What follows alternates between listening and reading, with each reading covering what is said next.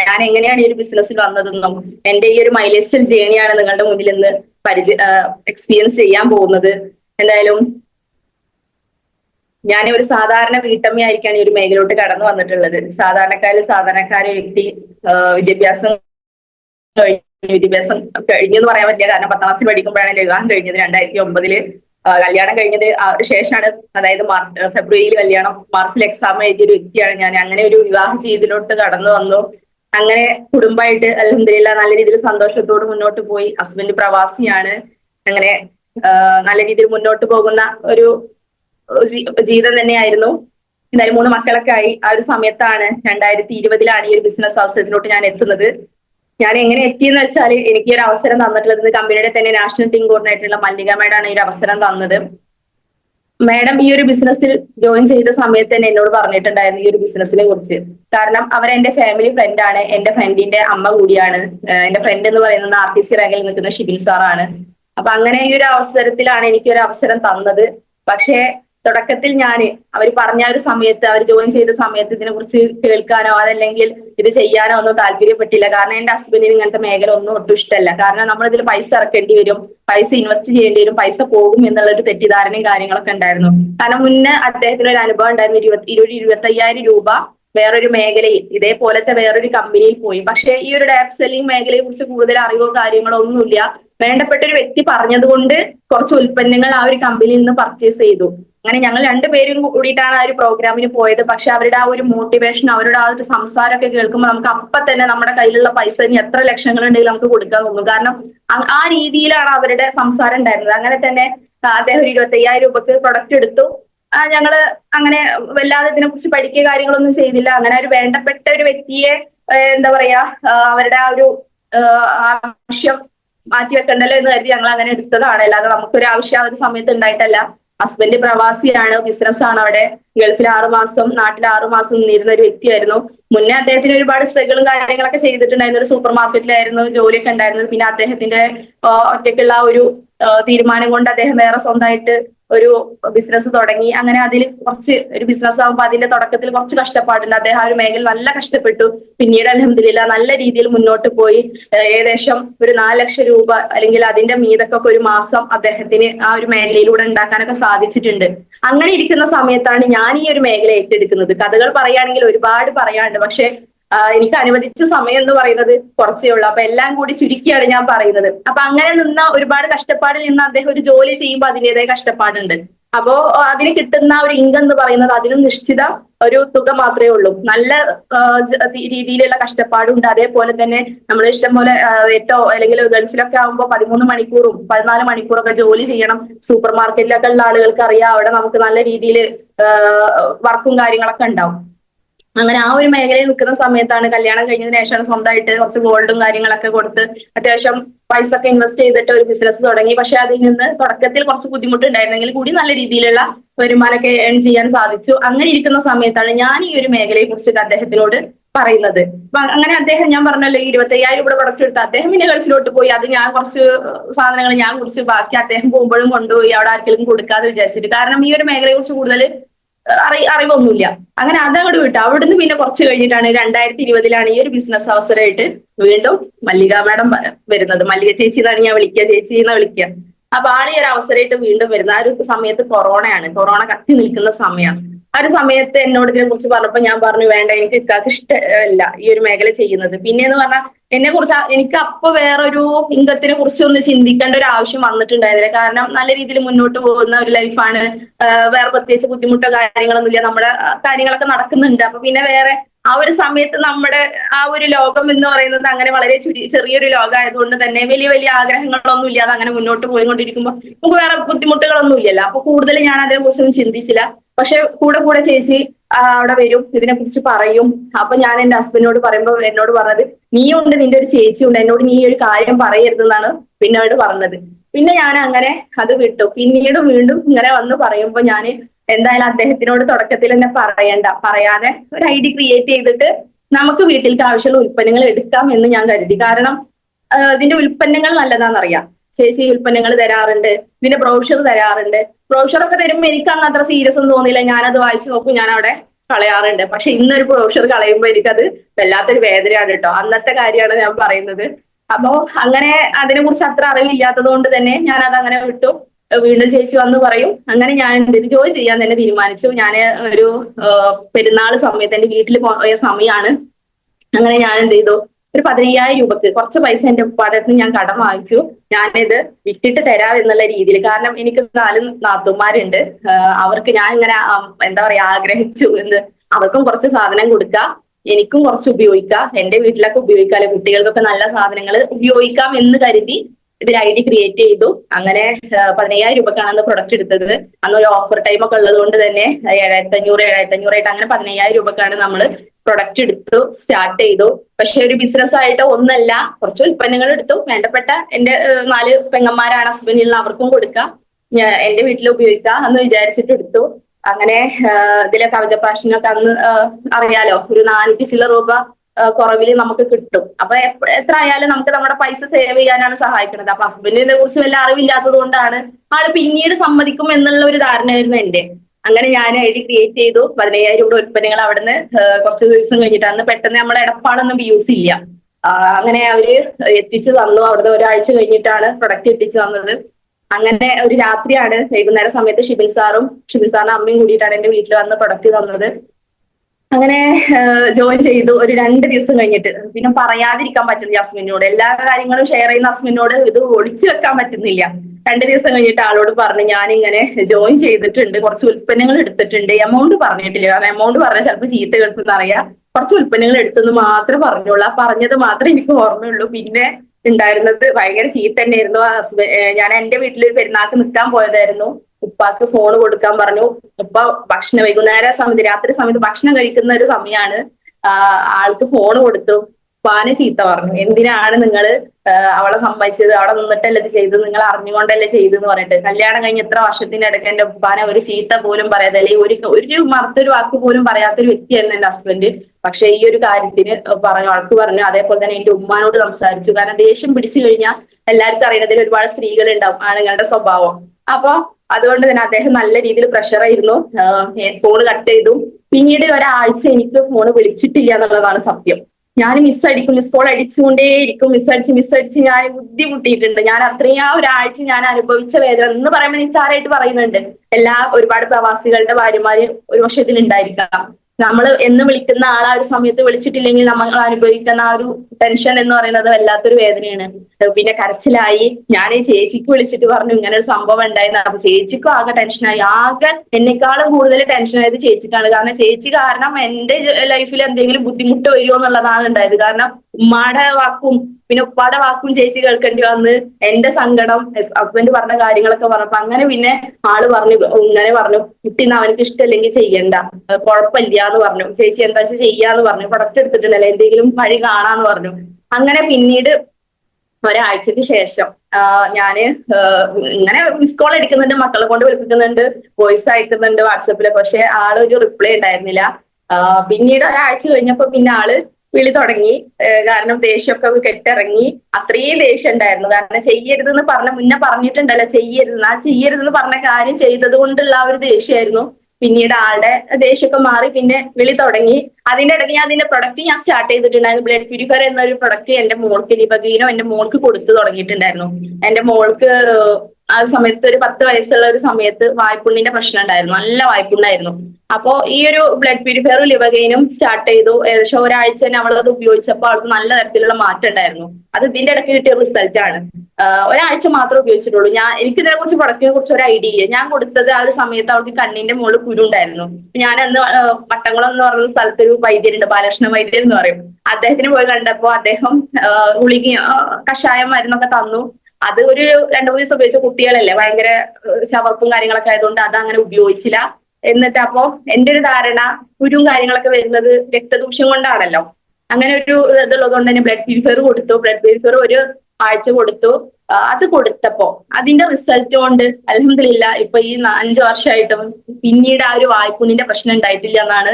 അത് അത്ഭുതം തന്നെയാണ്. കാരണം ആകെ ഒരു ബോട്ടിൽ മാത്രമേ ഉപയോഗിച്ചിട്ടുള്ളൂ. 10 ദിവസത്തിന് ഉള്ള ഒരു ഒറ്റ ബോട്ടിൽ മാത്രമേ ഉപയോഗിച്ചിട്ടുള്ളൂ. അത് കഴിയുന്നതിന് മുന്നേ തന്നെ ആ റിസൾട്ട് വന്നു. വായ്പുണ്ണ് കംപ്ലീറ്റ് ഉണ്ടായിരുന്ന മാറി. പിന്നീട് ഈ ഒരു നേരം വരെ, ഈ സമയം വരെ പിന്നെ ആ ഒരു വായ്പുണ്ണിന്റെ പ്രശ്നം അവൾക്ക് ഉണ്ടായിട്ടില്ല. പക്ഷെ അതിന്റെ മുന്നേ എന്ന് പറയുന്നത് എപ്പോഴും വായ്പുണ്ടാണ്.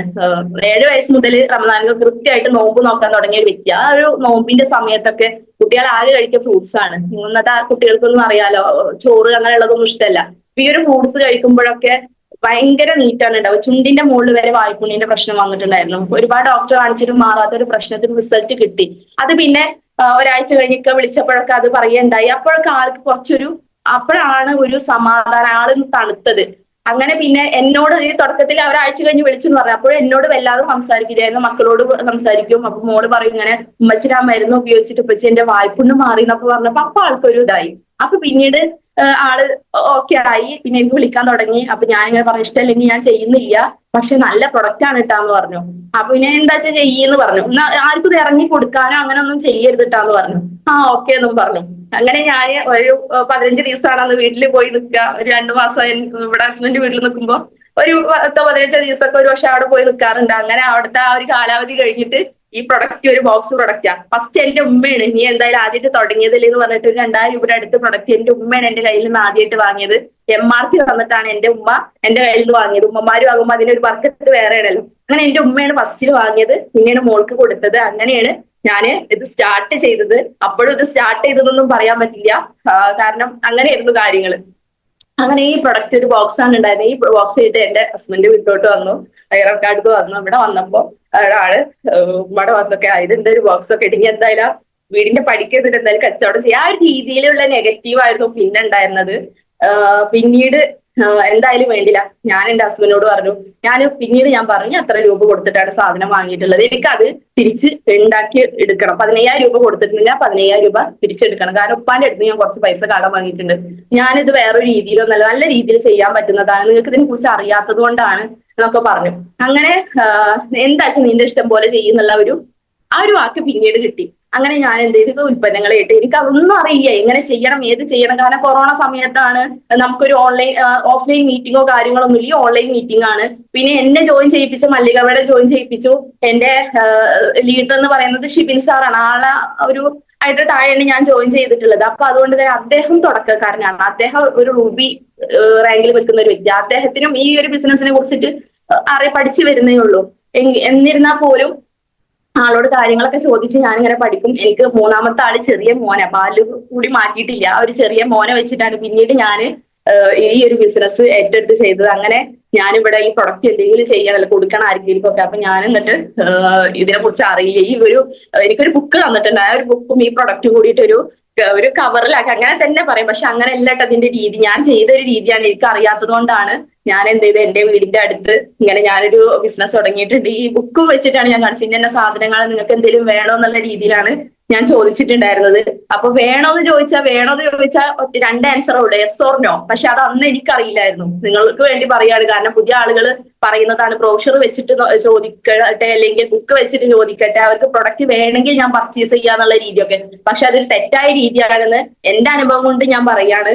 വേണോന്ന് ചോദിച്ചാൽ യെസ് ഓർ നോ എന്ന് മാത്രമേ ആൻസർ ഉള്ളൂ. നേരെ മറിച്ച് എന്റെ കയ്യിൽ ഈ ഒരു പ്രൊഡക്റ്റ് ഉണ്ട്, നിങ്ങൾ വാങ്ങിക്കും, നല്ല പ്രൊഡക്റ്റ് ആണ്, അതിനെ കുറിച്ചുള്ള കാര്യങ്ങൾ പഠിച്ച് നമ്മൾ അവരോട് അതിന്റെ ആ ഒരു ഉൽപ്പന്നത്തെ കുറിച്ച് അവർക്ക് വേണ്ട ആവശ്യകതയെ കുറിച്ച് പറഞ്ഞു കൊടുത്താൽ തീർച്ചയായിട്ടും അവർ എടുക്കും. പക്ഷെ ഞാൻ ചെയ്ത രീതിയാണ് ഞാൻ പറയുന്നത്, തെറ്റായ ഒരു രീതിയായിരുന്നു. അങ്ങനെ പല ആളുകളും വേണമെങ്കിൽ പറയട്ടാന്ന് പറഞ്ഞു. അങ്ങനെ പറഞ്ഞിട്ട് പോന്നു. അതില്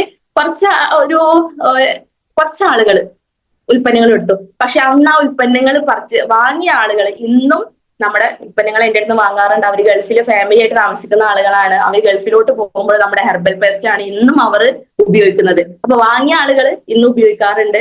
അങ്ങനെ ഞാൻ കുറച്ച് അങ്ങനെ ചെയ്തു, പിന്നെ ഞാൻ സ്റ്റോപ്പ് ചെയ്തു. പക്ഷെ ഞാൻ ഈ ബിസിനസ്സിൽ വന്ന ഒരാഴ്ച കഴിഞ്ഞിട്ടാണ് എന്റെ ഉമ്മക്ക് കൊടുത്തത് കൂടാതെ പുറത്തേക്ക് ഒരു 800 രൂപക്ക് റീറ്റെയിൽ ചെയ്യുന്നത് ഒരാഴ്ച കഴിഞ്ഞിട്ടാണ്. എനിക്ക് ടെൻഷൻ. ഞാൻ എന്നിട്ട് ചേച്ചിനോട് വിളിച്ചു പറഞ്ഞു, ചേച്ചി എന്താ അത് നടക്കണില്ല കേട്ടോ, ശരിയാവില്ല തോന്നുന്നു. അപ്പൊ പറഞ്ഞു, മോളെ വെയിറ്റ് ചെയ്യുന്ന മോളെ എന്നാ വിളിക്കുക, ചെറുപ്പം മുതലേ ഞങ്ങൾ കാണുന്നതാണ്, എന്റെ ഉമ്മയുടെ അടുത്ത ഫ്രണ്ടാണ്. അപ്പൊ മോളെ ശരിയാവും, നീ പേടിക്കണ്ട, ചേച്ചിയില്ലേ കൂടെ എന്ന് പറഞ്ഞു. ഓക്കെ എന്ന് പറഞ്ഞു. അങ്ങനെ എന്തായാലും അത് കണ്ടിന്യൂ ചെയ്തു. പിന്നീട് എനിക്ക് പോവാനും മടിയായി. ഇതായിട്ട് ഇങ്ങനെ പോവാനുള്ളൊരു മടി വന്നു. എന്നാലും ചെറിയ രീതിയിലുള്ളൊരു റീറ്റെയിൽ പ്രോഫിറ്റ് ചെറിയ രീതിയിലൊക്കെ കിട്ടിയിരുന്നു. പിന്നെ ഞാൻ എന്റെ അക്കാനോട് പറഞ്ഞു, എന്തായാലും നാട്ടിൽ ഒരു 2 മാസം കഴിഞ്ഞ് നാട്ടിൽ വരാന്ന് പറഞ്ഞിട്ടുണ്ടായിരുന്നു. അങ്ങനെ ആള് നാട്ടിൽ വന്ന സമയത്ത് സെപ്റ്റംബറിൽ ഓഗസ്റ്റിൽ വന്നു. ഒരു കോഴിക്കോട് വിമാന ദുരന്തം ഉണ്ടായിരുന്നു. അത് ജൂലൈയിലാണെന്നാണ് എന്റെ ഓർമ്മ. ആ ജൂലൈ കഴിഞ്ഞ് ഓഗസ്റ്റിലാണ് അദ്ദേഹം നാട്ടിൽ വരുന്നത്. 2020 ഓഗസ്റ്റിൽ നാട്ടിൽ വന്നു. ഓഗസ്റ്റിൽ നാട്ടിൽ വന്നു കൊറോണയാണ്. ക്വാറന്റൈനിൽ ഇരിക്കുന്ന സമയം. ക്വാറന്റൈനിൽ ഇരിക്കുന്ന സമയത്ത് അദ്ദേഹത്തിന് നാട്ടിൽ വന്ന സമയത്ത് ഞാൻ ഇതിന്റെ ഒരു കുറച്ച് ഉൽപ്പന്നങ്ങൾ കൊടുത്തു.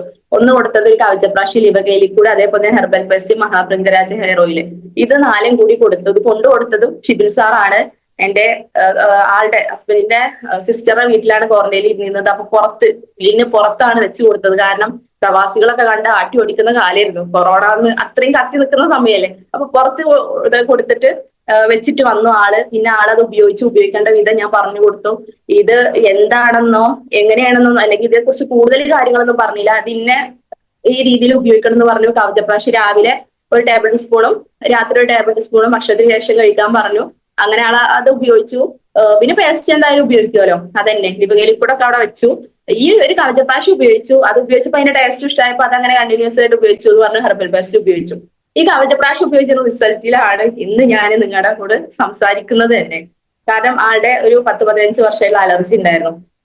ആ അലർജി മാറാനുള്ള ഒരു കാരണം എന്ന് പറയുന്നത് ഈ ഒരു കവചപ്രാശം എന്ന് പറഞ്ഞ ലേഹ്യാണ്.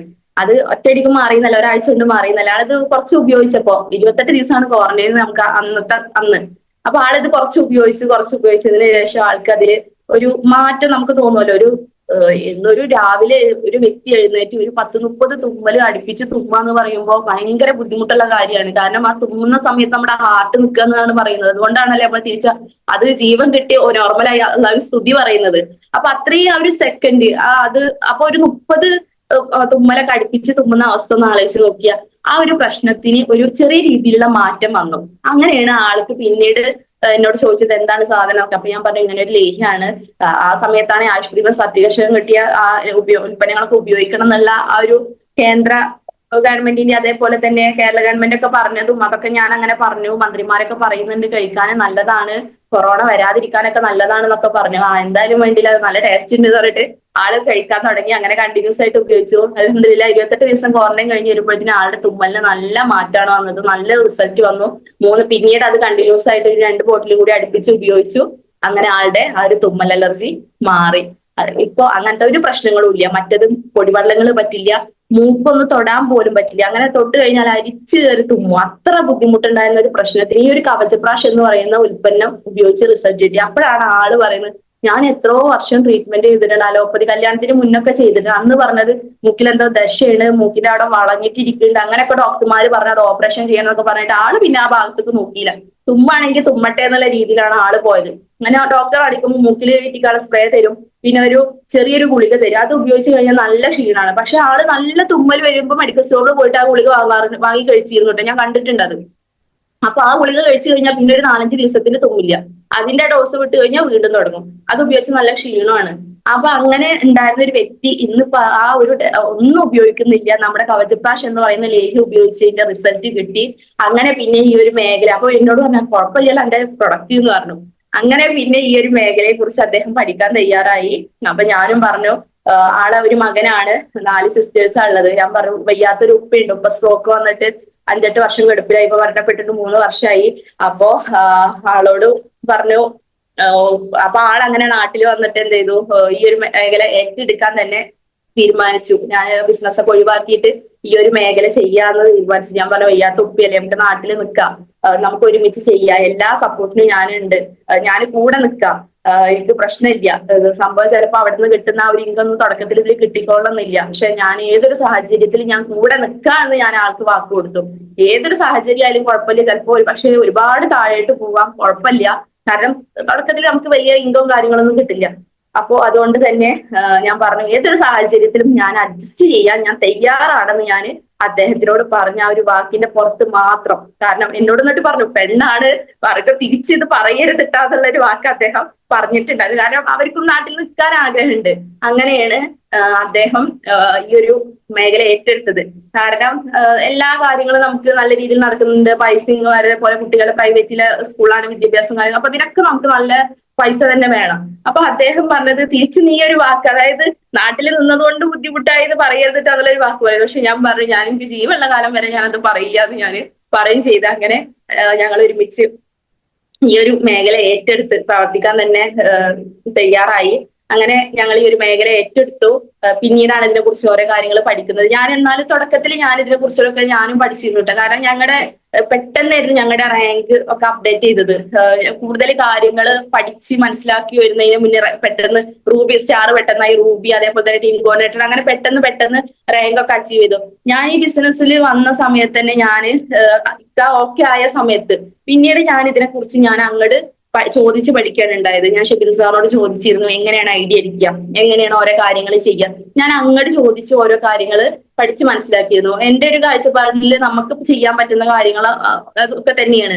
നമ്മൾ പഠിച്ചു കഴിഞ്ഞാൽ നമുക്ക് പറ്റും. നമ്മൾ പഠിക്കാതെ നോക്കുമ്പോഴാണ് നമുക്കതൊരു ടാസ്ക് ആയിട്ട് തോന്നുന്നത്. അപ്പൊ ഞാൻ എന്റെ കൂടെ ഒരു 4ാമത്തെ 5ാമത്തെ വ്യക്തി അസോസിയേറ്റ് ചെയ്യുന്ന സമയത്ത് ഞാൻ ഫോണിലൂടെ രാത്രി സമയത്താണ് അങ്ങനെ ഒരാൾ ജോയിൻ ചെയ്യാന്ന് പറഞ്ഞിട്ടുണ്ട്, എങ്ങനെയാണ് ഐഡിയ അടിക്കാന്ന് ഞാൻ ഫോണിലൂടെ ചോദിച്ചിട്ടാണ് ഞാൻ ഐഡിയ അടിച്ചത്. അങ്ങനെ ഞാൻ പഠിച്ചതാണ്. അപ്പൊ എന്നോട് പറഞ്ഞാൽ ഞാൻ നേരിട്ട് കാണിച്ചിട്ട് വേണ്ട ഞാൻ ചെയ്ത് നോക്കട്ടെ എന്ന് പറയാം. അങ്ങനെ ഞാൻ ഫസ്റ്റില് ഐഡിയ അടിച്ചു തുടങ്ങിയതാണ്. അങ്ങനെ ഓരോ കാര്യങ്ങളും ഞാൻ കൃത്യമായിട്ട് അന്ന് മുതൽ ചെയ്തിരുന്നു. അതുകൊണ്ട് തന്നെ പെട്ടെന്ന് നല്ലൊരു ടീമൊക്കെ ഡെവലപ്പ് ആയി വന്നു. പെട്ടെന്ന് റാങ്ക് ഒക്കെ അപ്ഡേറ്റ് ചെയ്ത് പോയി. അങ്ങനെ മുന്നോട്ട് പോയി. ഞാൻ എന്റെ ഹസ്ബൻഡ് ഈ ഒരു മേഖല ശക്തമായിട്ട് തന്നെ ഏറ്റെടുത്തു. തുടക്കത്തില് ഞാൻ പറഞ്ഞ ചെറിയ മോനാണ്. ഈ മോനൊക്കെ ഉമ്മാടെ എന്റെ വീട്ടിലാക്കി കൊടുത്തിരുന്നത്. എന്റെ ഹസ്ബൻഡ് എന്റെ വീട്ടിൽ ഒരു 3-3.5 കിലോമീറ്റർ വ്യത്യാസമുള്ളൂ. ഞാൻ വർക്കിന് പോകുന്ന സമയത്തൊക്കെ എന്റെ വീട്ടിലാക്കി കൊടുത്താൽ രാവിലെ പോയി കഴിഞ്ഞാൽ വൈകുന്നേരമാണ് വരിക. അപ്പൊ ഉമ്മാടെ അടുത്ത് ചീത്ത കേൾക്കും. സംഭവം ഉമ്മാടെ അടുത്ത് പിന്നെ സപ്പോർട്ടൊക്കെ ഉണ്ടായിരുന്നെങ്കിൽ കൂടി ചെറിയ മക്കളാണ്, അവരെ കരയിപ്പിക്കുന്നൊന്നും ഉമ്മാക്കൊന്നും ഇഷ്ടമല്ല. പാല് കൊടുക്കുന്ന കുട്ടിയാണ്, നീയും നിന്റെ ഒരു ബിസിനസ്സും അങ്ങനെയൊക്കെ പറഞ്ഞിട്ട് ഉമ്മാടെ അടുത്ത് ചീത്ത ഉണ്ടാവും. നമ്മൾ എന്തെങ്കിലുമൊക്കെ ഒരു പ്രോഗ്രാമിൽ പോയി ചിലപ്പോൾ അവിടെ റൂബിയിലൊക്കെ ഫസ്റ്റ് പൊസിഷൻ അങ്ങനെയൊക്കെ നിൽക്കുമ്പോൾ നമ്മൾ ഈ പൊന്നാടിയും അതേപോലെ തന്നെ ഈ ഒരു ട്രോഫിയൊക്കെ ഇട്ട് വരുമ്പോ നമ്മൾ സന്തോഷത്തോടെ വരും. പക്ഷെ ഉമ്മാടെ മുഖം കാണുമ്പോൾ പിന്നെ അതൊക്കെ പോയിട്ടുണ്ടാവും. അങ്ങനെ ഒരുപാട് ചീത്തി വഴക്കൊക്കെ കേട്ടിട്ടുണ്ടായിരുന്നു തുടക്കത്തിൽ. കുടുംബത്തിൽ നിന്നും ഒക്കെ ഒരുപാട് നെഗറ്റീവ് ഉണ്ടായിരുന്നെങ്കിൽ കൂടി പക്ഷെ എനിക്ക് പിന്നീട് ഒരു വാശിയായി. ഞാൻ എന്തായാലും ഇത് ഏറ്റെടുക്കണം. കാരണം ഈ മേഖലയെ കുറിച്ച് എനിക്ക് മനസ്സിലായി. അന്നൊക്കെ എന്ന് പറഞ്ഞാൽ ഫസ്റ്റിൽ ഞാൻ ഈ ഒരു പ്രോഗ്രാം അറ്റൻഡ് ചെയ്യുന്നത് 2020 ഡിസംബറിൽ ആ ഒരു സമയത്താണ് ഒരു പ്രോഗ്രാം ഉണ്ടായത്. അന്നാണ് റൂബി ആയിട്ട് ഫസ്റ്റിലെ ഒരു പ്രോഗ്രാം അറ്റൻഡ് ചെയ്യുന്നത് തന്നെ. അതിന്റെ മുന്നേ ഒരു പ്രോഗ്രാമോ ഒരു കാര്യങ്ങളോ ഒന്നും ഓഫ്ലൈൻ ആയിട്ടില്ല, എല്ലാം ഓൺലൈനാണ്. ഓൺലൈനായിട്ട് മീറ്റിങ്ങും കാര്യങ്ങളൊക്കെ ഞാൻ കേട്ടിട്ടുണ്ടായിരുന്നു. അന്നൊക്കെ ഒരു ദശാവതാരം എന്ന് പറഞ്ഞിട്ട് GCയുടെ ഒരു പ്രോഗ്രാം ഒക്കെ ഉണ്ടായിരുന്നു. അതിൽ ഓരോ ലീഡേഴ്സിന്റെ എക്സ്പീരിയൻസ് ഒക്കെ കേൾക്കുമ്പോഴാണ് അതിൽ സുമിത മാഡത്തിനൊക്കെ എക്സ്പീരിയൻസ് കേട്ടപ്പോൾ അതൊക്കെ ഒരുപാട് ഇൻസ്പിറേഷൻ ആയി. കാരണം ഇവർക്കൊക്കെ പറ്റുമെങ്കിൽ നമുക്കും പറ്റും. അതിൽ ഒരുപാട് സാധാരണക്കാരായ ആളുകൾ ഇതിലൂടെ നല്ല രീതിയിലുള്ള വിജയങ്ങൾ കൈവരിച്ചിട്ടുണ്ട്. ഒരുപാട് വിദ്യാഭ്യാസമുള്ള ആളുകളൊക്കെ ഉണ്ട്. അപ്പൊ എനിക്ക് ഒരുപാട് വിദ്യാഭ്യാസം ഒന്നുമില്ല, കാരണം എനിക്ക് ഒരുപാട് പഠിക്കാനും സാധിച്ചിട്ടില്ല. ആഗ്രഹം ഉണ്ടായിരുന്നു, പക്ഷെ ചെറുപ്പത്തിൽ കല്യാണം കഴിഞ്ഞത് കൊണ്ട് തന്നെ പിന്നീട് ഞാൻ അതിനെ കുറിച്ച് ചിന്തിച്ചിട്ടുമില്ല. എന്നാലും പിന്നീട് ഈ ഒരു നല്ലൊരു പ്ലാറ്റ്ഫോം കിട്ടിയപ്പോൾ എനിക്ക് എന്തെങ്കിലും ജീവിതത്തിൽ ചെയ്യണം എന്നുള്ള ഒരു ആഗ്രഹം വന്നു. ആഗ്രഹം ഇല്ലാത്ത മനസ്സിലെ ഒരുപാട് ആഗ്രഹങ്ങൾ, നമ്മുടെ ലീഡേഴ്സിന്റെ എക്സ്പീരിയൻസ്, ഒരുപാട് ആളുകളുടെ പരിചയപ്പെടാനൊക്കെ സാധിച്ചപ്പോൾ എനിക്കും അതായത് പോസിറ്റീവ് ആയിട്ടുള്ള സ്ഥലങ്ങളിൽ നിൽക്കുമ്പോൾ നമുക്ക് പോസിറ്റീവ് ആയിട്ടുള്ള കാര്യങ്ങൾ നമുക്ക് വരില്ല. അങ്ങനെയുള്ള കാര്യങ്ങളൊക്കെ വന്നു. ആഗ്രഹങ്ങളൊക്കെ ചെറിയ ആഗ്രഹങ്ങളൊക്കെ വന്നു. എന്തെങ്കിലുമൊക്കെ നേടിയെടുക്കണം എന്ന്. ഇങ്ങനെ ആയാൽ പോരാ. നമ്മൾ വെറുതെ ഒരു വ്യക്തി എന്ന് പറയുന്നത് ഒരു ജനനം മരണം ഇതിന്റെ ഇടയ്ക്കുള്ളതാണ്. ചെറിയ നിമിഷമാണ് ജീവിതം എന്ന് പറയുന്നത്. അപ്പൊ വെറുതെ ജീവിച്ച് മരിക്കാനുള്ളതല്ല, എന്തെങ്കിലുമൊക്കെ ജീവിതത്തിൽ നേടിയെടുക്കണം എന്നുള്ളത് ആ ഒരു ആഗ്രഹം വന്നത് ഈ ഒരു മൈലേസിൽ ഏറ്റെടുത്തതുകൊണ്ടാണ്. അങ്ങനെ ഈ ഒരു മേഖല ശക്തമായിട്ട് തന്നെ ഏറ്റെടുക്കാൻ തുടങ്ങി. പിന്നീട് ഹസ്ബൻഡിന്റെ എന്താ പറയാ ശക്തമായ സപ്പോർട്ട്, അദ്ദേഹത്തിന്റെ എല്ലാ സപ്പോർട്ടും ഉണ്ടായിരുന്നു. ഈ നിമിഷം വരെ അദ്ദേഹത്തിന്റെ എല്ലാ സപ്പോർട്ടും ഉണ്ട്. ഇപ്പൊ ഫാമിലി എല്ലാവരും, മക്കളും എല്ലാവരും സപ്പോർട്ടുണ്ട്. തുടക്കത്തിൽ മക്കൾ വരെ എതിർപ്പുണ്ടായിരുന്നു. ഉമ്മച്ചിയുടെ ഒരു ബിസിനസ് എന്നാ പറയുന്നത്, പക്ഷെ ഇപ്പൊ അങ്ങനെയല്ല. ഇപ്പൊ ഒരു ദിവസം പോയിട്ടില്ലെങ്കിൽ എന്തെങ്കിലും പോണില്ല എന്നാ ചോദിക്കാറുള്ളത് മക്കള്. അപ്പൊ അങ്ങനത്തെ ഒരു സാഹചര്യത്തിൽ ഇന്ന് വന്നു. പക്ഷെ ഈ തുടക്കത്തിൽ നമ്മൾ ഈ നെഗറ്റീവ് ഒക്കെ കേട്ടിട്ട് നമ്മൾ അവിടെ ഇരിക്കുകയാണെങ്കിൽ എനിക്ക് നിങ്ങളുടെ മുന്നിൽ ഇന്ന് സംസാരിക്കാൻ പറ്റില്ല. കാരണം നമ്മൾ പിന്നെ ചിത്രത്തിൽ ഉണ്ടാവില്ല. നമുക്കറിയാം എന്താണ് ഈ മൈലേസിൽ എന്നും നമുക്കാണ് ഇതിനെ കുറിച്ച് അറിയുള്ളൂ. ഈ ഒരു സാഹചര്യം അല്ലെങ്കിൽ എന്താണ് ഈ ബിസിനസ് എന്ന് അറിയുന്ന വ്യക്തികൾ നമ്മളാണ്. എന്റെ ചുറ്റും നെഗറ്റീവ് പറഞ്ഞിരുന്ന ആളുകൾക്ക് ഇതിനെ കുറിച്ച് അവർ കേട്ടിട്ടില്ല, കണ്ടിട്ടില്ല, ഇതിനെ കുറിച്ച് ഒന്നും അറിയില്ല. അവരുടെ കണ്ണിൽ കുറച്ച് ഉൽപ്പന്നങ്ങൾ വിൽക്കുന്ന ആളുകളായിരിക്കാം. പക്ഷെ നമുക്കറിയാം നമ്മള് ഭാവിയിലെ വലിയ ബിസിനസ്സുകാരി ആവേണ്ട വ്യക്തികളാണ്. നമ്മുടെ തലമുറകളോളം നല്ല രീതിയിൽ ജീവിച്ചു പോകാനുള്ള വരുമാനം അല്ലെങ്കിൽ അവരുടെ ലൈഫ് സെക്യൂർ ആക്കാനും പറ്റുന്ന ഒരു മേഖലയിലാണ് നമ്മൾ എത്തിയിട്ടുള്ളത്. അത് നമുക്ക് അറിയുള്ളൂ. അപ്പൊ പറയുന്നവർ അവിടെ പറഞ്ഞോട്ടെ, നമ്മൾ എന്താ ചെയ്യുക, നല്ല രീതിയിൽ ഏറ്റെടുത്ത് പോകാനുള്ള ലക്ഷ്യത്തോടു കൂടിയിട്ട് തന്നെ ഞാൻ മുന്നോട്ട് പോയി. ഇതിന്റെ ഇടയിലും ചെറിയ ഒരുപാട് കാര്യങ്ങളൊക്കെ പറയാനുണ്ട്, പക്ഷെ അതൊന്നും സമയക്കുറവുകൊണ്ട് പറയുന്നില്ല. പിന്നീട് ഈ ഒരു മേഖലയിലോട്ട് എന്റെ ഹസ്ബൻഡിന്റെ ജ്യേഷ്ഠൻ ഈ ഒരു മേഖല ഏറ്റെടുത്തു. ഞങ്ങൾക്ക് കിട്ടുന്ന ഒരാഴ്ച വരുമാനം അദ്ദേഹത്തിന് സ്റ്റേറ്റ്മെന്റ് അയച്ചു കൊടുത്തപ്പോഴാണ് അദ്ദേഹം പറഞ്ഞത്, എന്തിനാ വെറുതെ, സംഭവം ഇവിടെ നല്ല മാസം എല്ലാ കൃത്യം 5-ാം തീയതി പൈസ അയച്ചു തരും. 5000 ചില്ലറ ദിറംസാണ് അദ്ദേഹത്തിന്റെ ഇൻകം എന്ന് പറയുന്നത്. ഇന്ന് അദ്ദേഹം STC എന്ന് പറയുന്ന റാങ്കിലാണ് നിൽക്കുന്നത്. പക്ഷെ അദ്ദേഹം അന്ന് പറഞ്ഞത്, എന്തിനാ വെറുതെ ചൂടും കൊണ്ടിട്ട് ഇവിടെ കഴിയുന്നത്, സംഭവം പൈസ മാസം കൃത്യമായിട്ട് കിട്ടുന്നുണ്ടെങ്കിലും ഈ ഒരു ഇൻകം നാട്ടിൽ കിട്ടുന്നുണ്ടെങ്കിൽ, ഒരു മാസം കിട്ടുന്നുണ്ടെങ്കിൽ ഫാമിലി ആയിട്ട് അവിടെ നിന്നൂടെ എന്ന് പറഞ്ഞിട്ട് അദ്ദേഹം പിന്നെ നാട്ടില് വന്നു. അദ്ദേഹം ഈ ഒരു മേഖല ഏറ്റെടുത്ത് ശക്തമായി പ്രവർത്തിക്കുന്നു. ഞങ്ങളുടെ അതേ റാങ്കിൽ അദ്ദേഹം എത്തിയിട്ടുണ്ട്. അതേപോലെ തന്നെ എന്റെ സിസ്റ്റർ, ഹസ്ബൻഡിന്റെ പെങ്ങൾ ഈ ഒരു മേഖലയിൽ, അവരാണ് എന്റെ കൂടെ ഫസ്റ്റ് അസോസിയേറ്റ് ചെയ്തത് കേട്ടോ. അവരും ഈ ഒരു റഷീദ എന്ന് പറയുന്ന ഒരു മേഖലയിൽ അവർ അവരുടെ ഹസ്ബൻഡ് ഏറ്റെടുത്ത് പ്രവർത്തിക്കുന്നുണ്ട്. അവരും ഇന്ന് സ്റ്റേറ്റ് ടീം കോർഡിനേറ്റർ എന്ന് പറയുന്ന റാങ്കിൽ നിന്ന് എത്തി നിൽക്കുന്നുണ്ട്. അങ്ങനെ ഒരുപാട് ഫാമിലിയിൽ നിന്ന് ഒരുപാട് ആളുകൾ ഈ ZTC അതേപോലെ തന്നെ TC, റൂബി എന്ന് പറയുന്ന റാങ്കിലൊക്കെ നിന്ന് പ്രവർത്തിക്കുന്നുണ്ട്. അപ്പോ നല്ല രീതിയിൽ ഇന്ന് ഞങ്ങൾ നല്ല മുന്നോട്ട് പോകുന്നുണ്ട്. നല്ലൊരു മേഖല ആയതുകൊണ്ടാണ്. ഹസ്ബൻഡ് ജ്യേഷ്ഠൻ എന്ന് പറയുമ്പോൾ കുഞ്ഞാപ്പാടെ മകനാണ്, ഉപ്പാടെ അനിയന്റെ മകനും മകളുമാണ് ഇപ്പൊ ഈ പറഞ്ഞ 2 വ്യക്തികളും. പക്ഷെ നല്ല രീതിയിലായതുകൊണ്ടാണ് ഞങ്ങളിത് മുന്നോട്ട് പോകുന്നത്. മനസ്സിലാക്കേണ്ട കാര്യം, 1 ലക്ഷത്തിന് മീതെ വരുമാനം കിട്ടുന്ന, അതായത് ഒരു 2 വർഷം മുന്നേ ഒരു 5000 ചില്ലറ ദിറംസ് എന്ന് പറയുന്നത് ഏകദേശം 1.25 ലക്ഷം രൂപ എന്നാണ് ഇക്ക പറയാറ്. ഇന്ന് നോക്കുമ്പോ അതെന്തായാലും അതിനേക്കാളും കൂടിയിട്ടുണ്ടാവും, അതിന്റെ മൂല്യം കൂടിയിട്ടുണ്ടാവും. അങ്ങനെയുള്ള ഒരു ജോബ് വിട്ടിട്ട് വന്നിട്ട് അത് ഗവൺമെന്റ് എംപ്ലോയി ആണ്, ദുബൈ മീഡിയൽ സർക്കുലേഷൻ ഡിപ്പാർട്ട്മെന്റ് സൂപ്പർവൈസർ ആണ്. ആ ഒരു മേഖല വിട്ടിട്ട് ഈ ഒരു മേഖല ഏറ്റെടുത്ത് ഇന്ന് ഞങ്ങളുടെ കൂടെ തുടർന്ന് ഇപ്പോഴും ഇത് ഏറ്റെടുത്ത് ചെയ്യണം എന്നുണ്ടെങ്കിൽ നമ്മൾ കൊടുത്ത അവസരം നല്ലതായതുകൊണ്ട്, അദ്ദേഹത്തിന് കിട്ടിയ പ്ലാറ്റ്ഫോം നല്ലതായതുകൊണ്ട് മാത്രമാണ്. അല്ലെങ്കിൽ ആ ഒരു വീട്ടിലോട്ട്, ഞാൻ എപ്പോഴും പറയുന്ന കാര്യമാണ്, മകനക്ക് കൊടുത്ത അല്ലെങ്കിൽ ഇതിൽ നിന്ന് ഈ ഒരു പറയുന്ന രീതിയിലുള്ള ഇൻകം കിട്ടിയിട്ടില്ലെങ്കിൽ ആ ഒരു കുടുംബത്തിന് കയറി ചെല്ലുമ്പോൾ ഒരു പക്ഷേ കുഞ്ഞാപ്പാടും കുഞ്ഞുമാടും മുഖം അത്ര നല്ലതാവില്ല. ഏതൊരാൾ ചിന്തിച്ചാൽ മതി. കാരണം ഒരു ഫാമിലി ഇന്ന് നടന്നു പോകണമെന്നുണ്ടെങ്കിൽ പൈസ ഇല്ല, അത് നടക്കൂല. പണത്തിന് പലരും പറയും പണത്തിന് പ്രത്യേകിച്ച് പ്രാധാന്യമൊന്നുമില്ല, പക്ഷെ ഞാൻ പറയുന്നു പണത്തിനെ പ്രാധാന്യമുള്ളൂ. പണം ഉണ്ടെങ്കിൽ മാത്രമാണ് അവിടെ എല്ലാ കാര്യങ്ങളും നടക്കുള്ളൂ. ആരുടെ മുന്നിൽ നല്ല രീതിയിൽ നിൽക്കാനോ നിൽക്കാനൊക്കെ പണം തന്നെ വേണം. അപ്പൊ നമ്മൾ കൊടുത്ത ഈ ഒരു ഓപ്പർച്യൂണിറ്റി നല്ലതല്ല എന്നുണ്ടെങ്കിൽ നമുക്കൊരു പക്ഷെ അവിടെ കയറി ചെല്ലാനുള്ള ഒരു സ്കോപ്പ് ഉണ്ടാവില്ല. ഇന്ന് പഴയതിനേക്കാളും നല്ല രീതിയിൽ നല്ല സന്തോഷമായിട്ട് ഞങ്ങളുടെ ഫാമിലി മുന്നോട്ട് പോകുന്നുണ്ട്. അൽഹംദുലില്ലാഹ്, ഒരുപാട് സന്തോഷം. അപ്പൊ ഇത്തരത്തിലാണ് കുറച്ച് കാര്യങ്ങൾ പറയാനുള്ളത്. പിന്നെ ഇതിൽ വന്നിട്ട് ഓരോരോ അച്ചീവ്മെന്റുകളൊക്കെ നേടിയിട്ടുണ്ട്. ചെറിയ ചെറിയ അച്ചീവ്മെന്റുകളാണ്, വലിയ വലിയ സംഭവങ്ങളൊന്നല്ല. ഈ റാങ്കിൽ നിന്ന് ഉള്ളിൽ നിന്ന് നേടിയെടുക്കാൻ പറ്റുന്ന ഓരോ കാര്യങ്ങളൊക്കെ നേടിയെടുക്കാൻ സാധിച്ചു. എനിക്കൊരു 2 വീലർ പോലും ഓടിക്കാൻ അറിയുന്നുണ്ടായിരുന്നില്ല. സംഭവം വീട്ടില് ഒരു കാർ ഉണ്ടായിരുന്നു, ഹസ്ബൻഡ് അത് നിർത്തിയിട്ട് പോവും, വീണ്ടും വന്നു കഴിഞ്ഞാൽ ഇടയ്ക്ക് എന്റെ പെങ്ങടെ മോന് വന്നിട്ടാണ് എന്ത് ചെയ്യുക, അതൊന്ന് സ്റ്റാർട്ട് ചെയ്യുക. അതിന് പോലും ഞാൻ മെനക്കെട്ടിരുന്നില്ല എന്നുള്ളതാണ് സത്യം. അങ്ങനെ പോലും ഒന്നും അത് നോക്കാൻ വേണ്ടിയിട്ടുള്ള മെനക്കെട് ഞാൻ ചെയ്തിട്ടില്ല. ആള് കാർപോച്ചിൽ നിർത്തിയിട്ട് ആള് പോവും, ഇടയ്ക്ക് എന്ത് ചെയ്യും, ഒന്ന് സ്റ്റാർട്ട് ആക്കാൻ പറയും. അങ്ങനെ പെങ്ങടെ മോൻ വരുമ്പോ ചാവി കൊടുക്കും, ഒന്ന് സ്റ്റാർട്ട് ആക്കിയിട്ടാളെന്ന് ഞാൻ പറയും. അതേപോലെ തന്നെ ബൈക്ക് ഇവിടെ ഉണ്ടായിരുന്നു. പക്ഷെ ഈ ഒരു മേഖലയിൽ വന്നപ്പോഴാണ് എനിക്ക് ഒരു 2 വീലർ വാങ്ങാനും അത് ഓടിക്കാനുള്ള ആഗ്രഹം വന്നത്. അങ്ങനെ 2 വീലർ മുന്നേ ഞാൻ 2 വീലറൊക്കെ ഓടിച്ച് പഠിക്കാനൊക്കെ ശ്രമിച്ചിട്ടുണ്ട്. പക്ഷെ അത് എന്നെ കൊണ്ട് പറ്റില്ല എന്ന് പറഞ്ഞിട്ട് റോഡൊന്നും വീതി പോരാന്ന് പറഞ്ഞിട്ട് ഞാൻ നിർത്തിയതാണ് സംഭവം. അപ്പൊ എന്നോട് എന്റെ ഹസ്ബൻഡ് പറയും, ഹസ്ബൻഡ് എന്നോട് പഠിപ്പിച്ചിട്ടുള്ളത്, നീ ശരിയാവില്ല തൊട്ട് നമ്മുടെ ഭർത്താക്കന്മാർ പഠിപ്പിക്കുമ്പോ അവർക്ക് പിന്നെ ദേഷ്യം പിടിക്കും. അങ്ങനെ പിന്നെ ഞാൻ എനിക്ക് പഠിക്കേണ്ടതുകൊണ്ട് അങ്ങനെ ഉപേക്ഷിച്ചതാണ്. അങ്ങനെ പിന്നീട് ഞാൻ ഇതിൽ വന്നപ്പോഴാണ് എന്തായാലും വേണ്ടില്ല, എനിക്ക് ഒരു 2 വീലർ എടുക്കണം, അത് പഠിക്കും വേണമെന്ന് വിചാരിച്ചു. അങ്ങനെ 2022 ഞാനൊരു 2 വീലർ നവംബർ മാസത്തിൽ 2 വീലർ വാങ്ങി. റെഡി ക്യാഷിനാണ് വാങ്ങിയത്. അപ്പൊ തന്നെ നമ്മൾ എന്ത് ചെയ്യും, പൈസ കൊടുത്ത് റെഡി ക്യാഷിന് അത് പർച്ചേസ് ചെയ്തു. അത് ഡിയോടെ ഒരു 2 വീലർ ആയിരുന്നു. അത് എടുത്തതിന് ശേഷമാണ് ചെറിയ രീതിയിൽ ഇങ്ങനെ ഞാൻ മുന്നേ ഒരു പഠിച്ച ഒരു ഇതുണ്ട്, പക്ഷെ കൂടുതൽ എനിക്ക് അറിയില്ല, ഓട്ടുമ്പോ പോകാനുള്ള ധൈര്യമൊന്നുമില്ല. പക്ഷെ ഞാനത് ഓടിച്ച് പഠിച്ചു. ഡ്രൈവിംഗ് സ്കൂളിൽ പോയി എന്റെ ഇഷ്ടത്തിന് ഞാൻ പറഞ്ഞു എനിക്ക് ഡ്രൈവിംഗ് പഠിക്കണം, 4 വീലറും പഠിക്കണം എന്ന് പറഞ്ഞു ഡ്രൈവിംഗ് സ്കൂളിൽ പോയി ജോയിൻ ചെയ്തു. ഞാന് സ്കൂട്ടിയുടെ ലൈസൻസ് എടുത്തു, അതേപോലെ തന്നെ 4 വീലറിന്റെ ലൈസൻസ് എടുത്തു. അങ്ങനെ അൽഹംദുലില്ലാഹ് അതും കിട്ടി. ഇന്ന് 4 വീലർ ഓടിക്കും, അത് ഓടിച്ചിട്ട് എവിടെയും പോവാറുണ്ട്. അപ്പൊ അത്തരത്തിലുള്ള ഒരു ധൈര്യം എനിക്ക് കിട്ടിയത്. ഇപ്പൊ പല ആളുകൾക്കും ഇന്ന് കാർ ഓടിക്കുന്നതോ അല്ലെങ്കിൽ 2 വീലർ ഓടിക്കുന്നത് വലിയ സംഭവമാവില്ല. പക്ഷെ എന്നെ സംബന്ധിച്ച് എനിക്കത് വലിയ ആവശ്യം ഉണ്ടായിരുന്നില്ല മുന്നേ. അല്ലെങ്കിൽ ഇവിടെ കാർ ഉണ്ടായിരുന്നു, കാർ ഇല്ലാത്ത ആളുകൾക്ക് കാർ എടുക്കാൻ പറ്റും. ആ ഒരു കാർ മാറ്റി 12 ലക്ഷം രൂപയുടെ ഒരു ടാറ്റ ടിയാഗോ EV ഇപ്പൊ ഞങ്ങൾ യൂസ് ചെയ്യുന്നത്. അതേപോലെ തന്നെ 2 വീലറൊക്കെ ഉണ്ട് പല ആളുകളും, പക്ഷെ പേടിയാണ്. അപ്പൊ നമുക്കൊരു ധൈര്യം കിട്ടുന്നത് എവിടുന്നാണ്? ഈ ഒരു പ്ലാറ്റ്ഫോമിൽ വന്നിട്ടാണ്. എന്റെ കാര്യം ഞാൻ പറയുന്നത്, എനിക്ക് ധൈര്യം കിട്ടിയത്. എനിക്ക് മാത്രമല്ല ഈ ഒരു നേട്ടം ഉണ്ടാക്കിയിട്ടുള്ളത്, എന്റെ സിസ്റ്റർ, ആൾക്കും വീട്ടില് എല്ലാ സൗകര്യം, XUV-യുടെ ഒരു വണ്ടി അവിടെ ഉണ്ട്. അതിന്റെ പുറമെ ബിസിനസ്സിന് വേണ്ടിയിട്ട് ഇതിൽ വന്നിട്ട് എടുത്തതാണ്. ഈ ഒരു സെലേരിയോ എന്ന് പറയുന്ന ഒരു വണ്ടി അവർ യൂസ് ചെയ്യുന്നുണ്ട്. താത്താക്ക് ഭയങ്കര പേടിയായിരുന്നു വണ്ടി ഓടിക്കുക എന്ന് പറയുന്നത്, നല്ല പേടിയുള്ള ഒരു വ്യക്തിയായിരുന്നു. പക്ഷെ ഞാൻ പറഞ്ഞു ഞാൻ പഠിച്ചില്ല താത്ത, താത്താക്കും പറ്റും എന്ന് പറഞ്ഞിട്ട് താത്താനെ ഡ്രൈവിംഗ് സ്കൂളിൽ പറഞ്ഞയച്ചു. ആള് പഠിച്ചു.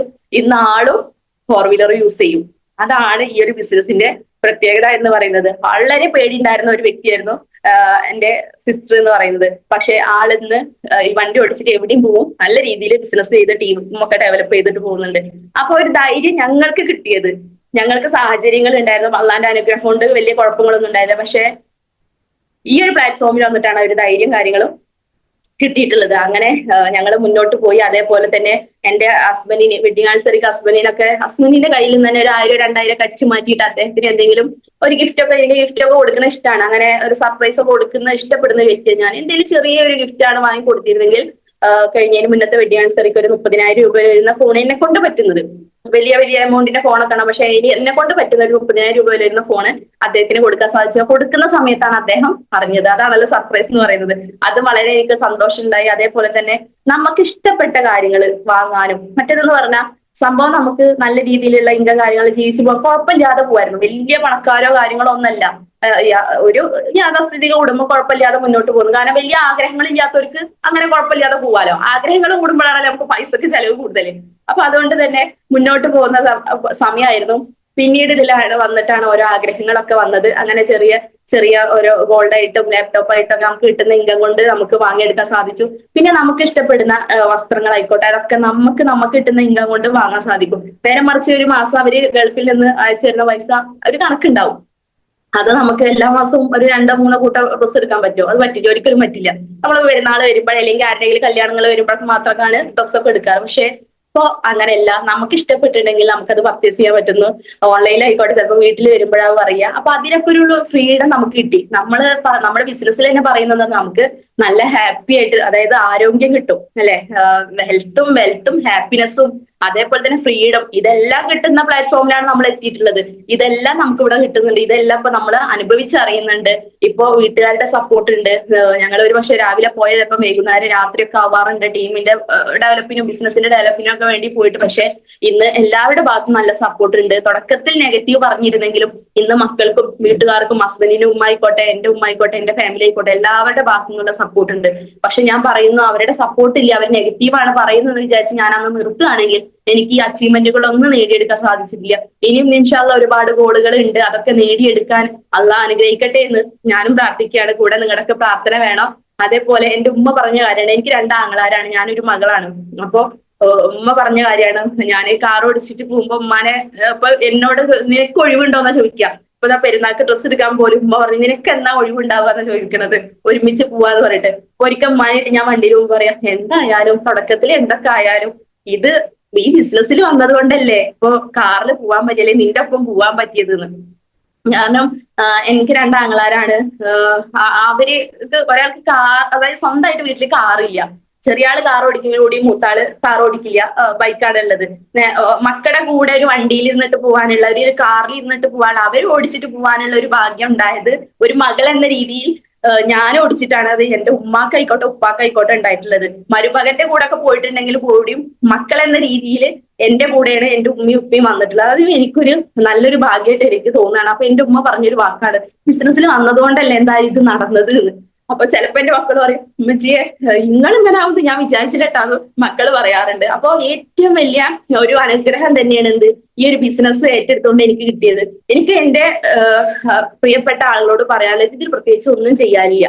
നമുക്ക് കിട്ടിയ പ്ലാറ്റ്ഫോം നല്ലതാണ്, നല്ല അവസരത്തിലാണ് നമ്മൾ എത്തിയിട്ടുള്ളത്. അള്ളാന്റെ അനുഗ്രഹം കൊണ്ടാണ് നമുക്ക് എന്ത് ഈ ഒരു അവസരത്തിൽ എത്തിപ്പെടാൻ പറ്റിയത്, ഇത്രയും നല്ലൊരു പ്ലാറ്റ്ഫോം കിട്ടിയത്. ഇനി എന്താണ്, അള്ളാഹ് നമുക്ക് നല്ലൊരു അവസരം തന്നു. ഇനി പ്രവർത്തിക്കേണ്ടത് ആരാണ്? നമ്മളാണല്ലേ. നമുക്ക് കിട്ടിയ പ്ലാറ്റ്ഫോം നല്ല രീതിയിൽ നമ്മൾ കഷ്ടപ്പെടുകയൊക്കെ വേണം. കുറച്ച് ഞാനിപ്പോ ഇങ്ങനെയൊക്കെ പറയുന്നുണ്ടെങ്കിൽ കൂടി ഇതിന്റെ ഇടയിലും ഒരുപാട് കഥകളും ഒരുപാട് ഞാൻ കരഞ്ഞ ഒരുപാട് ദിവസങ്ങളൊക്കെ ഉണ്ടായിട്ടുണ്ട്. പക്ഷെ തിരിഞ്ഞു നോക്കുമ്പോൾ അതൊക്കെ ഒരു നല്ലതിന് വേണ്ടിയിട്ടാണ്. ഒന്നും കഷ്ടപ്പെടാതെ സ്ട്രഗിൾ ചെയ്യാതെ നമുക്ക് എവിടെ എത്താൻ സാധിക്കില്ല. ഇപ്പോഴും ഞാൻ എവിടെ എത്തി എന്നല്ല, പക്ഷെ ഇനി ഇൻഷാ അല്ലാഹ് ആയുസ്സും ആരോഗ്യം തന്നാൽ എവിടെയൊക്കെ എത്തിപ്പെടാൻ പറ്റും എന്നുള്ള ഒരു വിശ്വാസം എന്റെ മുന്നിലുണ്ട്. അപ്പൊ അതുകൊണ്ട് തന്നെ നമുക്ക് കിട്ടിയ പ്ലാറ്റ്ഫോം നല്ല രീതിയിൽ ഉപയോഗപ്പെടുത്താം. നമ്മുടെ ലീഡേഴ്സ് പറയുന്ന കാര്യങ്ങൾ കൃത്യമായിട്ട് കൃത്യതയോട് കൂടിയിട്ട് ചെയ്തു കഴിഞ്ഞാൽ നമുക്ക് ഏതൊരു സാധാരണക്കാരനും സാധാരണക്കാരിക്കും വലിയ തരത്തിലുള്ള വിജയങ്ങൾ ഉണ്ടാക്കാൻ പറ്റുന്ന ഒരു അവസരത്തിലാണ് നമ്മൾ എത്തിപ്പെട്ടിട്ടുള്ളത്. നമുക്ക് നമ്മുടെ ലീഡേഴ്സ് കൃത്യമായിട്ട് നമ്മൾ എന്ത് ചെയ്യണം, എങ്ങനെ ചെയ്യണം, ഏത് രീതിയിൽ ചെയ്യണം എന്ന് പഠിപ്പിച്ചു തരാൻ നമുക്ക് വിജയിച്ചു പോയ ഇപ്പൊ അയ്യൂബ് സാറിനെ പോലെയുള്ള വ്യക്തികളുണ്ട്. അതേപോലെ തന്നെ ഒരുപാട് ലീഡേഴ്സ് ഇപ്പൊ നിങ്ങൾക്ക് ഉണ്ട്. അപ്പൊ എന്ത് ചെയ്യുക, അവരുടെ വാക്കുകൾ കേട്ട് കൃത്യമായിട്ട് മുന്നോട്ട് പോയി കഴിഞ്ഞാൽ ഏതൊരാൾക്കും വിജയിക്കാൻ പറ്റും. നമുക്ക് ഇതിന് വേണ്ടത് കൺസിസ്റ്റൻസിയാണ്. സ്ഥിരത ഇല്ലാതെ ഈ ഒരു ബിസിനസ്സിൽ വിജയിക്കില്ല. ഇന്ന് ചെയ്ത് ഒരാഴ്ച നമ്മൾ വിട്ട് പിന്നെ ഒരാഴ്ച കഴിഞ്ഞ് ചെയ്യുക, അങ്ങനെ ചെയ്ത് കഴിഞ്ഞാൽ ഒരിക്കലും ഈ ഒരു ബിസിനസ്സിൽ വിജയിക്കാൻ സാധിക്കില്ല. ചെറിയ ചെറിയ കാര്യങ്ങളാണ്, പക്ഷെ അത് അടുക്കും ചിട്ടയോടും നിരന്തരമായി കൃത്യതയോടുകൂടി ചെയ്തു കഴിഞ്ഞു കഴിഞ്ഞാൽ എന്താണ്, ഏതൊരു വ്യക്തിക്കും ഇവിടെ അസാധാരണക്കാരനായി മാറാൻ പറ്റും. അത്തരത്തിലൊരു പ്ലാറ്റ്ഫോമിലാണ് നമ്മൾ എത്തിയിട്ടുള്ളത്. പ്രത്യേകിച്ച് ഇപ്പോ നമുക്ക് ട്രെയിനിങ്ങും മീറ്റിങ്ങും ഒക്കെ ഉണ്ടാവും. ഇതൊക്കെ നമ്മൾ പങ്കെടുത്തെങ്കിൽ മാത്രമാണ് എന്ത് നമുക്കിതിൽ വിജയിക്കാൻ സാധിക്കുകയുള്ളൂ. കാരണം നമ്മുടെ കൂടെ വരുന്ന ടീമിനെ ഇന്ന് നമ്മുടെ ലീഡേഴ്സ് നമുക്ക് ഓരോ കാര്യങ്ങൾ പഠിപ്പിച്ചു തരുന്നുണ്ടെങ്കിൽ നാളെ നമ്മുടെ കൂടെ വരുന്ന നമ്മുടെ ടീമിന്റെ ലീഡറാണ് ആര്, നമ്മൾ തന്നെ വ്യക്തി. അപ്പൊ അവർക്ക് ഈ ഒരു അറിവ് പകർന്നു കൊടുക്കണം എന്നുണ്ടെങ്കിൽ നമുക്ക് കൃത്യമായിട്ട് ട്രെയിനിങ്ങും മീറ്റിങ്ങും ഒക്കെ കേട്ടെങ്കിൽ മാത്രമേ നമുക്ക് പഠിക്കാൻ സാധിക്കുകയുള്ളൂ. നമ്മൾ ആദ്യം വിചാരിക്കുന്നത് എങ്ങനെ ഞാൻ ഇതേപോലെയൊക്കെ പ്രസന്റ് ചെയ്യേണ്ടേ, അല്ലെങ്കിൽ നമ്മളിതൊക്കെ പഠിക്കണ്ടേ. പക്ഷെ എനിക്ക് പറയാനുള്ളത്, നമുക്ക് എന്ത് കാര്യം ആദ്യമാണ് അത് പേടി അല്ലെങ്കിൽ അത് പറ്റുമോ എന്നുള്ളത്. പക്ഷെ അത് നിരന്തരമായി ശ്രമിക്കുമ്പോൾ നമുക്ക് പറ്റും. അത്തരം ഇപ്പൊ നമ്മൾ ഉദാഹരണം പറയുകയാണെങ്കിൽ, നമ്മളൊക്കെ ചെറിയ ഫോൺ യൂസ് ചെയ്തിരുന്ന ആളുകൾ, നോക്കിയുടെ ഫോൺ യൂസ് ചെയ്യുന്നത്. പക്ഷെ ഇന്ന് നമുക്ക് ആൻഡ്രോയിഡ് ഫോണാണ്. ഇത് നമ്മൾ എങ്ങനെ യൂസ് ചെയ്യുന്നില്ലേ? ഇപ്പൊ ഞാൻ ഈ ഒരു അച്ചീവ്മെന്റ് പറയാൻ മറന്നുട്ടോ. ഞാൻ ഒരു ഐഫോൺ സ്വന്തമാക്കി. അതിപ്പോ കഴിഞ്ഞ വർഷമാണ്. ഒരു 56,000 രൂപയുടെ ഫോൺ ഞാൻ സ്വന്തമാക്കിയിട്ടുണ്ട്. ഇത് ആദ്യം എനിക്ക് ഐഫോൺ യൂസ് ചെയ്യാൻ അറിയില്ലായിരുന്നു. പക്ഷെ ഇന്ന് ഞാൻ അത് സിമ്പിൾ ആയിട്ട് യൂസ് ചെയ്യുന്നു. അപ്പൊ എന്ത് കാര്യം പഠിച്ചു കഴിഞ്ഞാൽ നമുക്ക് പറ്റാത്ത കാര്യം ഒന്നുമില്ല. അപ്പൊ എനിക്ക് എന്റെ സഹോദരന്മാരോട് പറയാനുള്ളത്, നമ്മൾ ഈ ഒരു മേഖലയെ കുറിച്ച് പഠിക്കുക, നമ്മുടെ ലീഡേഴ്സ് പറയുന്ന കാര്യങ്ങൾ കൃത്യതയോട് കൂടി കേൾക്കുക. കൺസിസ്റ്റൻസി ഈ ഒരു മേഖലയിൽ ഉണ്ടെങ്കിൽ മാത്രമാണ് വിജയിക്കുകയുള്ളൂ. പ്രത്യേകിച്ച് സ്ത്രീകളായതുകൊണ്ട് എക്സ്ക്യൂസുകൾ കൂടും.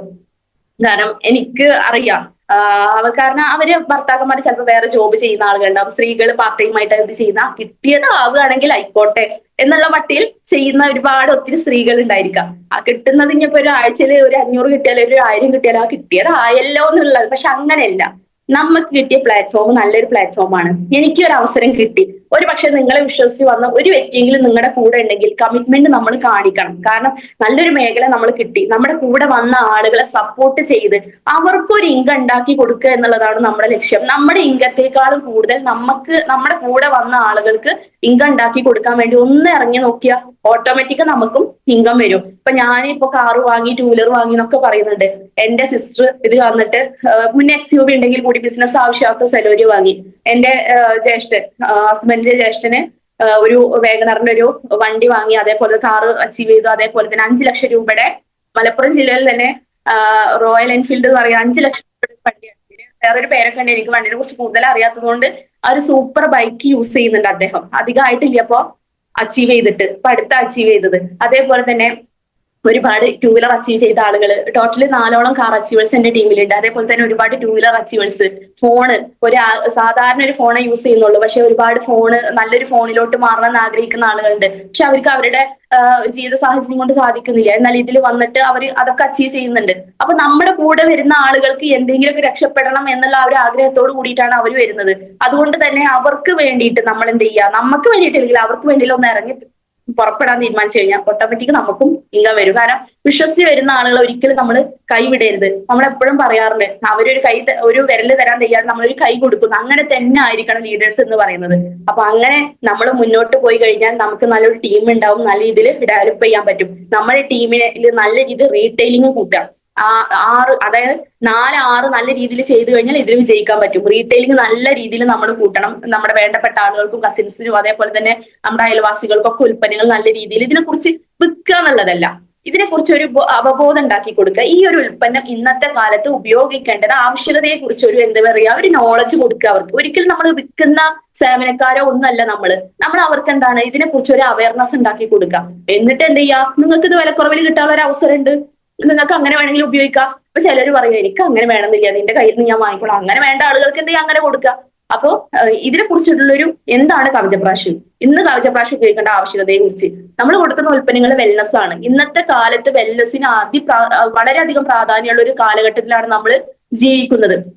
അപ്പൊ അതുകൊണ്ട് തന്നെ എന്ത് ചെയ്യാണ്, ഇതിനെക്കുറിച്ച് ഒരു അവയർനെസ് ആണ് അവർക്ക് കൊടുക്കണം. എന്നിട്ട് അവർക്ക് തോന്നണം ഇത് എനിക്ക് ഉപയോഗിക്കേണ്ട ആവശ്യകത ഉണ്ടെന്ന്. അങ്ങനെ നമ്മൾ കൊടുക്കാൻ തയ്യാറാക്കിയ നല്ല രീതിയിൽ അവിടെ റീറ്റെയിലിംഗ് നടക്കും. അതേപോലെ തന്നെ റീപർച്ചേസ് നല്ല രീതിയിൽ ടീമിൽ റീപർച്ചേസ് വേണം. റീറ്റെയിലിംഗ് ഉണ്ടെങ്കിൽ റീപർച്ചേസും ഉണ്ടാവും. അതേപോലെ തന്നെ റിക്രൂട്ട്മെന്റ് ഏറ്റവും വലിയ വളരെ പ്രാധാന്യമുള്ള ഒന്നാണത്. പലരും പറയും റിക്രൂട്ട്മെന്റ് നടക്കുന്നില്ല എന്ന്. പക്ഷെ ഞാൻ പറയുന്നു, നിരന്തരമായി നമ്മൾ ഒരു കാര്യത്തിന് ശ്രമിച്ചു നോക്ക്, റിക്രൂട്ട്മെന്റ് വരും. നമ്മുടെ കൂടെ ഒരു പക്ഷെ നമ്മളെന്നൊരു വ്യക്തിക്ക് അധികം അല്ലെങ്കിൽ കഴിവോ കാര്യങ്ങളൊന്നും ഉണ്ടാവില്ല. പക്ഷെ നമ്മുടെ കൂടെ വരുന്ന ഒരു വ്യക്തിയായിരിക്കാം നാളെ നമ്മുടെ തലവര തന്നെ മാറ്റുന്നത്. നമ്മള് ഒരു മന്ദഗതിയിൽ പോയി കഴിഞ്ഞാൽ ശരിയില്ല. നമ്മൾ എനർജറ്റിക് ആയിട്ട് നല്ല രീതിയിൽ ചെയ്യേണ്ട ഒരു ബിസിനസ് ആണിത്. പല ആളുകൾക്ക് എന്താ ആവേശമില്ല. ഈ ഒരു ബിസിനസ് എന്ന് പറയുന്നത് ഒരു ആവേശത്തിന്റെ ബിസിനസ്സാണ്. ചാടി ചാടി ചെയ്യേണ്ട ബിസിനസ്സാന്ന് പറയും ലീഡേഴ്സ്. എന്ന പോലെ നമ്മൾ എന്ത് ചെയ്യുക, നല്ല രീതിയിൽ കോൺഫിഡൻസിൽ നിങ്ങൾ ഈ ബിസിനസ് എന്ന് പറഞ്ഞു നോക്കിയേ. നമ്മൾ ഇന്ന് പറഞ്ഞ് ബിസിനസ്സിൽ വരാത്ത ആളുകളുടെ മുന്നിൽ നമ്മൾ ഈ അച്ചീവ്മെന്റ് ഒക്കെ ഉണ്ടാക്കിയിട്ട് അവരുടെ മുന്നിൽ പോകുമ്പോൾ ഒരു 3 വർഷം കഴിഞ്ഞാലും 4 വർഷം കഴിഞ്ഞാലും അവര് നമ്മുടെ കൂടെ വരും.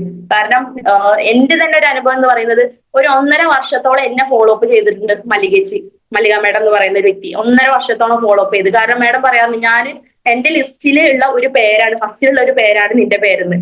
ആ ഒരു വ്യക്തി ഞാൻ വന്നത് 1.5 വർഷം കഴിഞ്ഞിട്ടാ. അപ്പൊ ഒന്ന് ആലോചിച്ച് നോക്കി, നമ്മുടെ ഒരുപാട് തലക്കരമുള്ള ആളുകളൊക്കെ ഉണ്ടാവും. എനിക്ക് ഒരുപാട് പഠിപ്പുണ്ട്, എനിക്ക് ഇത്ര സാലറി ഉണ്ട്, അല്ലെങ്കിൽ ഞാൻ ഗവൺമെന്റ് ജോലിയാണ്, അങ്ങനെയുള്ള ആളുകളൊക്കെ ഉള്ള ആളുകളോട് ഒരു പക്ഷെ നമ്മൾ ബിസിനസ് ഒക്കെ പറയാം.